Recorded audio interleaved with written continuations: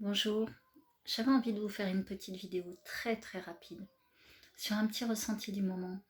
On m'a parlé de la méditation mondiale, comme tout le monde. J'ai eu un petit mouvement de recul en me disant on verra.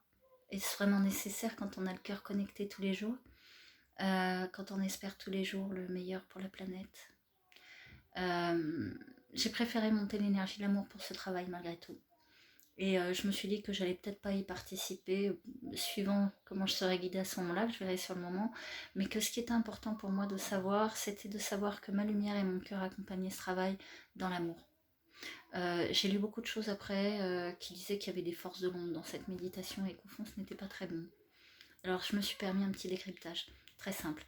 Quand vous espérez que les choses aillent bien d'un coup, parce qu'on s'y met tous, c'est qu'au fond, vous avez peur de faire les choses par vous-même et que il ne faut garder que l'amour, hein, de faire ce travail ensemble en se disant quand même tous les jours qu'est-ce que je peux faire pour moi améliorer mon monde.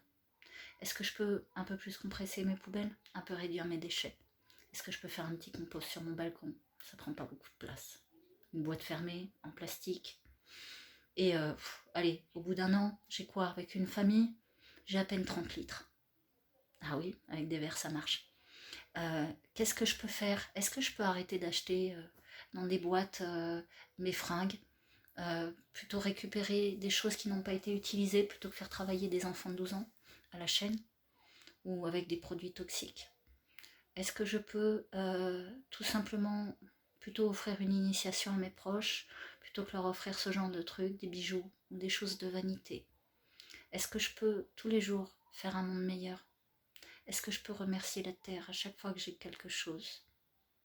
Est-ce que je peux avoir assez d'amour pour vivre aucun conflit dans l'âme à l'idée de me joindre à ce groupe?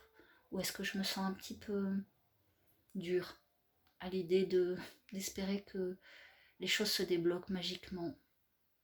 Voilà, les fameuses forces de l'ombre présentes dans cette méditation n'ont rien de terrible, vous savez.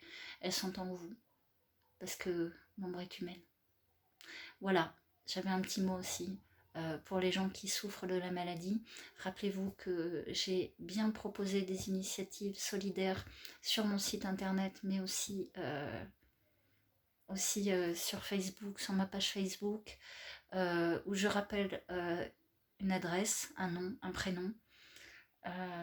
Vous pouvez m'envoyer sur cet email le nom, le prénom, voir la photo et me dire si vous souhaitez un soin, car la maladie du Covid, on ne peut pas promettre la guérison bien sûr, mais en tout cas on a vu des petits miracles quand même sur le départ de la maladie sans trop de gravité. Voilà, donc n'hésitez pas à me joindre, c'est totalement gratuit et n'hésitez pas à utiliser ce service, voilà, et à lire mon article sur les initiatives solidaires, car je propose un Reiki à 2 € aussi, qui répondra à cette ombre de la méditation, car c'est le Reiki du choix des initiatives solidaires que vous pouvez prendre à tout niveau, sans aucun prérequis, car il vous aide à mieux comprendre dans l'énergie comment vivre le confinement pour être vraiment solidaire et pas être jusqu'au boutiste en ras-le-bol, comment être heureux de pratiquer une énergie qui soit bonne pour tous, tous les jours, sans renoncement.